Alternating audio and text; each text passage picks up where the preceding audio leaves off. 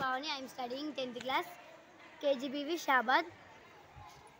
ఇప్పుడు నేను క్లైనోమీటర్ని ఉపయోగించి భవనం యొక్క ఎత్తును ఎలా కనుగొనాలో చూపిస్తున్నాను. ముందుగా క్లైనోమీటర్తో భవనాన్ని పరిశీలించినట్లయితే 60 డిగ్రీల ఊర్ధ్వకోణం వచ్చింది. దానిని పటం రూపంలో వేసుకున్నాను. ఊర్ధ్వకోణం 60 డిగ్రీలు. నేను నిలిచిన దగ్గర నుంచి భవనం యొక్క ఎత్తుకు 960 సెంటీమీటర్స్ దూరం.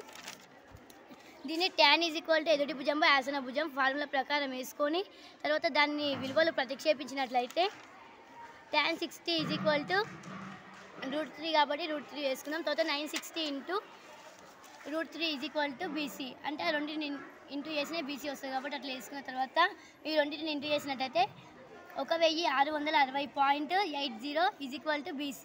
సెకండ్ ఫ్లోర్ ఎత్తు 1661 సెంటీమీటర్స్.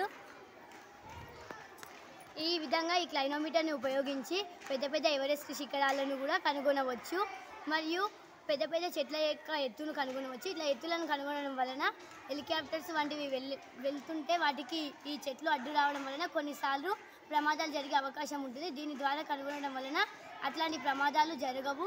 మరియు ఇట్లాంటి క్లైనోమీటర్ని ఉపయోగించి పెద్ద పెద్ద భవనాలను, కొండలను, గుట్టలను వంటి వాటిని కనుగొనవచ్చు.